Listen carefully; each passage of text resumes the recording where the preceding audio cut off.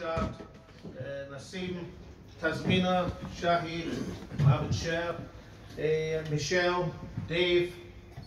I saw at the beginning that Tar and Arshad were apologising for the tardy start to this meeting. I have to say, having a dinner at 7 and starting speeches at 8:10 is the sharpest time scale I've ever witnessed to any Asian event. And having these 11 speakers before me is the shortest speaking list I've ever seen at any Asian event. I have to say, and certainly Mohammed Sher, I knew that we would end up in the same party at some point, sooner rather than later, and welcome aboard, sir.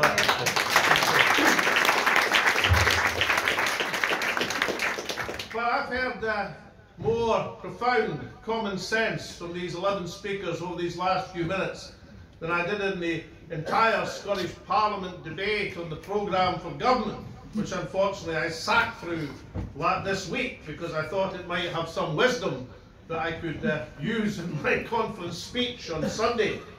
I think these 11 speakers tonight have said things most eloquently and most appropriately. I want to talk about 1995.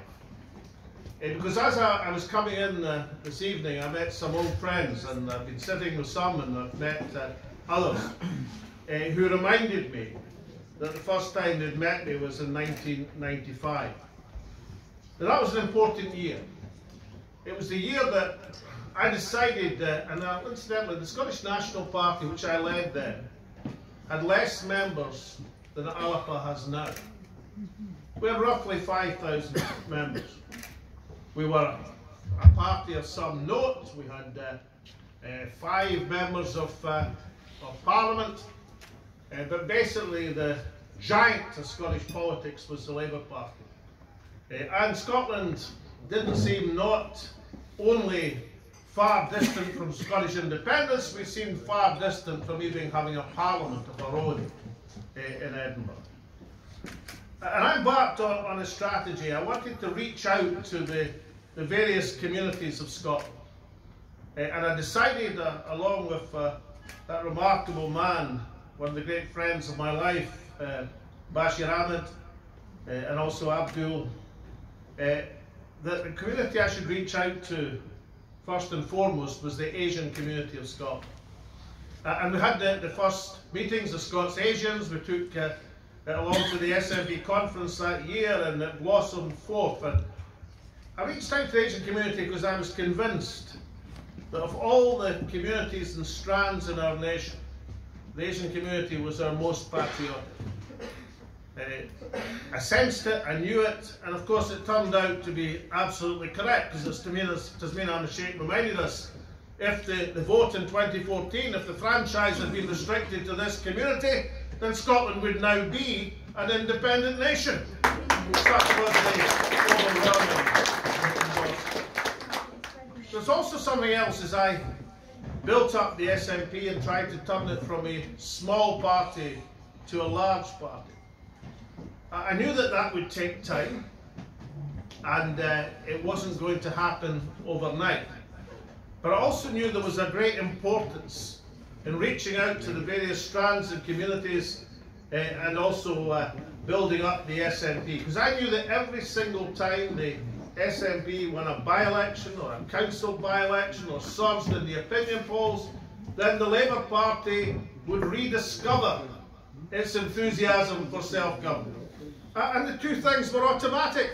The SNP wins the Perth and Kinross by-election in 1995. The Labour Party says we have to have a Scottish convention. The SNP won in 1988 and governed, and the Labour Party almost overnight remembers that 50 years or so before they had a commitment to a Scottish Parliament. So I knew that as we built up the SNP, the challenge to the Labour Party would concentrate their minds wonderfully.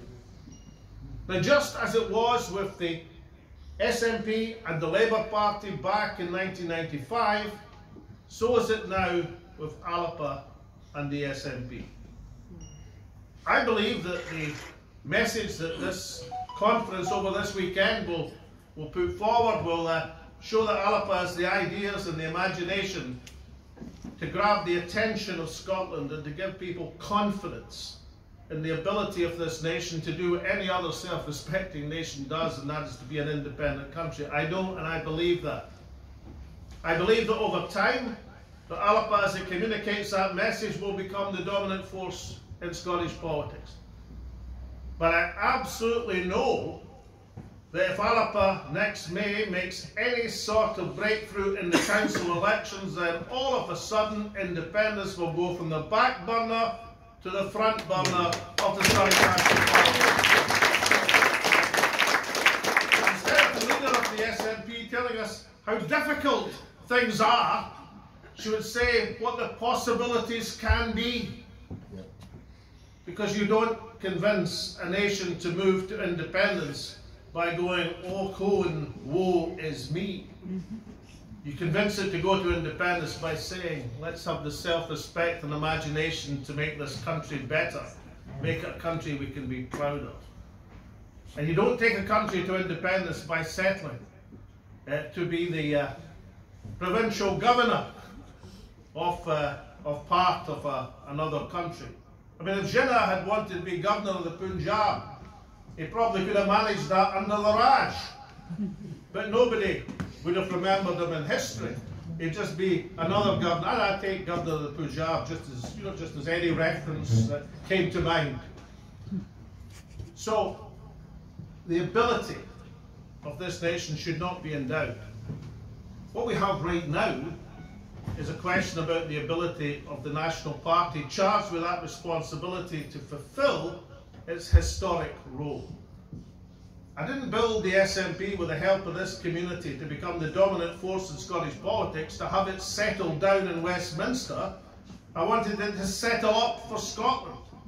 I didn't build the SNP with the help of this community to be content with governing and pocket money this country while its resources are filched and stolen. I built the SNP to run the first government of an independent state. The SNP shouldn't be a political party interested in the trappings of power. Its mission is to break the power of the state of the United Kingdom over the Scottish people. That is its role. And like all parties, like organisations, perhaps like all people, occasionally we have to be reminded of it. And I think with your help, we'll give the SNP a big reminder of that next May. Because with this community's support, encouragement, enthusiasm and dedication, then we'll start to see that electoral breakthrough of this new party of Alba. Incidentally, I did mention that the SNP had 5,000 members in 1995. At that stage, the SNP was 65 years old. Alba has 6,000 members and we are 5 months old.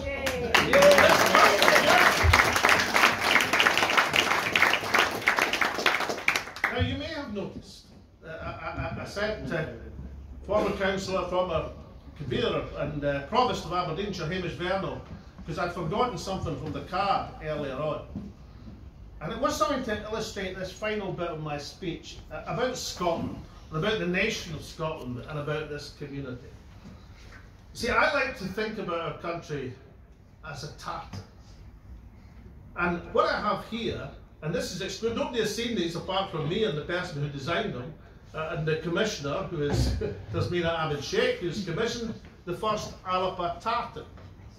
And the Alba tartan, in a few months' time, when the production things go, we'll be able to sell all sorts of things in tartan, right from full dress kilts to ties and ladies' scarves and all the rest of the panoply of things. And there's 6 designs. That's number 1. And number 2, and they all have the theme of the saltire and the Alba colours and Scotland's national flag. There's number 3. I like that one. Number 4. Number 5. And my very favourite. Not that I'm trying to prejudice Miss Ahmed Sheikh in her final decision.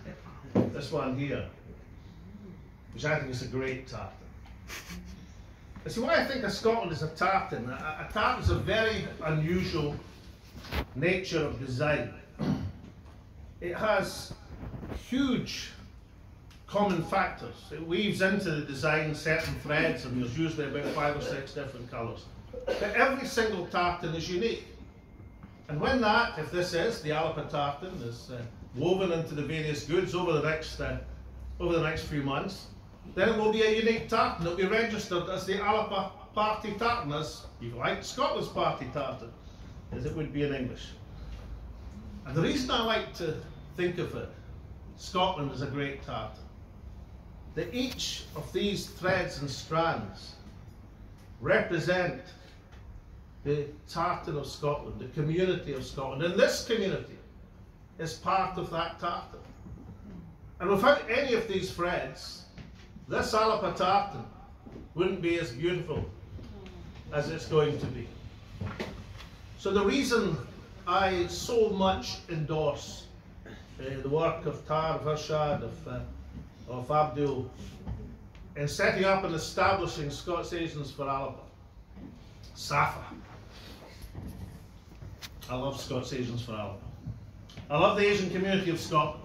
I love it for all sorts of reasons. And I love it because it's part of the great tartan of Scotland. That is the key distinguishing role that this community has played in Scottish politics and can play again by supporting Alba. And inshallah, with your help, we shall achieve that independence which we all hold so dear. Thank you very much.